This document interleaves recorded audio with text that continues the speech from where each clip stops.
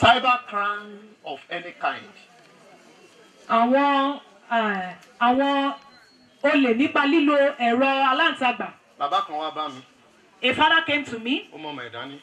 Came with his child. Ọlọ́run ọmọ yìí ló mú wá kí n bá Said he brought the case of this child that father should pray for the child. ní ó ń ṣiṣẹ́ kan lórí fóònù kó lè máa rí customer. That he is doing a certain work on phone so that he can be seeing a customer. Wá bèè lọ́wọ́ ọmọ. I asked the child. Iṣẹ́ bíríkìlà wo ló ń ṣe? I said, what kind of bricklaying work you are doing on your phone? Ló bá na fóònù ẹ̀ sókè. Then he just raised his hand and he Ó ṣọwọ́ di ilé. demonstrated like typing on it. Iṣẹ́ tí ó ṣe lórí fóònù. I said that is the kind of work you're working on customer. phone. And your father said so that you'll be having a customer. Wọ́n júwe ọ̀nà bòmí. I just described another place to them. Ẹni ṣe ọjà bàbá tí. Any child that you see there. Ọmọ ẹ ò ṣàgbà fún. Your child never do a laundry work. Owó tó gbà lọ́wọ́ ọmọ tó fura sí pé ọwọ́ ẹ̀ ò mọ́. The Ó money sọ ìwà àtọmọdé kí ni? the money you collected from the child you suspected that has no clean work. Put both of you in that place of thief. Mo bọ̀ yá kan lọ́wọ́ ní last week. Mo ní yes. Mo lè o ní action. I even took one woman's hand. I said, yes, you have an action. Mo lo l'action. I said, you have action.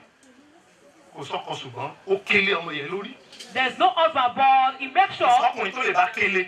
Ó kélé lórí. Ó kélé make lórí. sure that he shouted Ó ní ibi tó káwọn láàrin òun lọ pé àmọ̀tẹ́kùn kan bá ń gbé. upon the child. He said, even to an extent, he called Amotekun Ọ̀rọ̀ ti to wà ní sàmúlò. arrest the child.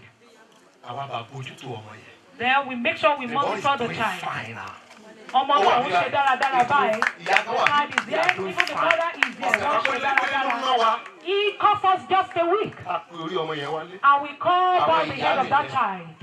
That is a good mother. Association of àwọn ìyá ìyàwó.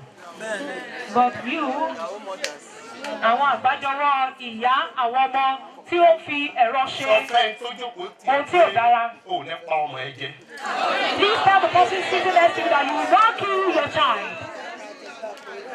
Ẹni tí ọmọ bá ti mú irú owó bẹ́ẹ̀ wálé, ó ti pa ọmọ ẹ. Anyone that such child brought such money home, that means you've killed that child. Ọmọ jalè. The child stole things, Ìyá náà kí ni? and the mother too is a thief.